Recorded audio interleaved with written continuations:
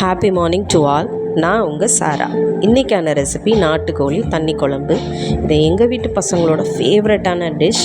So இது எப்படி செய்யலான்னு பார்க்கலாம். அதுக்கு தேவையான பொருள்: சின்ன வெங்காயம், இஞ்சி, பூண்டு, தக்காளி, சோம்பு, சீரகம், மிளகு, பட்டை, கிராம்பு, அன்னாச்சிப்பூ, நல்லெண்ணெய். 1 கிலோ நாட்டுக்கோழி நல்லா வாஷ் பண்ணிக்கணும், மஞ்சத்தூள் போட்டு வாஷ் பண்ணிக்கணும், கொஞ்சம் கவுள் வாடை இல்லாமல் இருக்கும். ஸோ இதுக்கு ஃபஸ்ட்டு நம்ம மசாலா ப்ரிப்பேர் பண்ணணும். அதுக்கு கடாயை வச்சுட்டு நல்லெண்ணெய் ஊற்றிக்கணும். நல்லெண்ணெய் நல்லா காஞ்சதுக்கப்புறம் சோம்பு 1 ஸ்பூன், ஜீரகம் 1 ஸ்பூன், மிளகு 1.5 ஸ்பூன், பட்டை, கிராம்பு, அன்னாச்சிப்பூ இதெல்லாம் போட்டு சாட் பண்ணிக்கணும். சாட் பண்ணதுக்கப்புறம் பூண்டு 5லேருந்து 6 பல், நிறைய நல்ல பெரிய பல் பூண்டாக எடுத்துக்கணும். கொஞ்சோண்டு இஞ்சி இதெல்லாம் போட்டு நல்லா ஃப்ரை பண்ணிக்கணும். ரொம்ப வதக்கணும்னு அவசியம் இல்லை. ஸோ லைட்டாக வதக்கினாலே போதும். இது வதங்கினதுக்கப்புறம் கொஞ்சோண்டு கருவேப்பிலை அதையும் போட்டு நல்லா வதக்கிக்கணும். நல்லா பொரிஞ்சதுக்கப்புறம் வெங்காயம் ஒரு 10லேருந்து 12 வெங்காயம் அதையும் நல்லா வதக்கிக்கணும். ரொம்ப நேரம் அதை வதக்கணும்னு அவசியம் இல்லை. லைட்டாக வதங்கினா போதும். மசாலாக்கு தானே, அதனால் லைட்டாக வதங்கினா போதும்.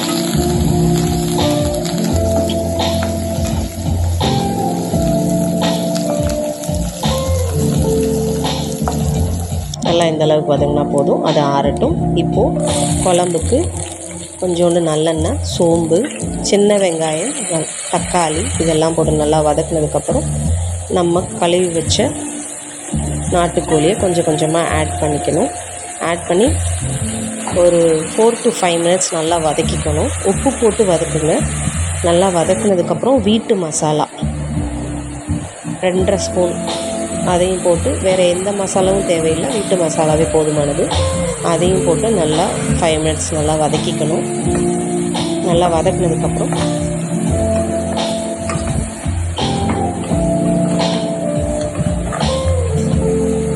மிக்சியில் மசாலாவையும் அரைச்சிக்கணும். நல்லா அரைச்சிக்கணும். கோர்ஸாலாம் அரைக்கக்கூடாது. நல்லா அரைச்சிட்டு அதையும் ஆட் பண்ணி ஒரு 2 மினிட்ஸ் நல்லா வதக்கிக்குவோம். வதக்கிட்டு இது நாட்டுக்கோழி தண்ணி குழம்புன்றனால தண்ணி நல்லா நிறைய ஆட் பண்ணணும். அதையும் ஆட் பண்ணிவிட்டு நம்ம இது பாத்திரத்தில் வைக்கிறனால 15 மினிட்ஸ் நல்லா கொதிக்க விடணும். ஹை ஃப்ளேமில் வச்சு நல்லா கொதிக்க விடணும்.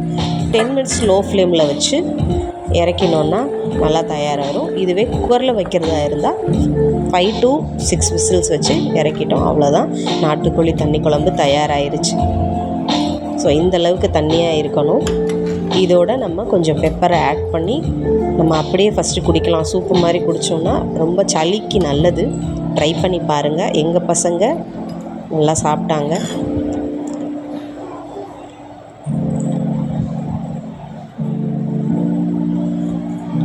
அவ்வளோதான். ஸோ இதை நீங்கள் சாதத்துக்கோ டிஃபன் ஐட்டத்துக்கோ எல்லாத்துக்குமே ட்ரை பண்ணலாம். நல்லா அல்டிமேட்டாக இருக்கும். ட்ரை பண்ணி பாருங்கள். தேங்க்யூ.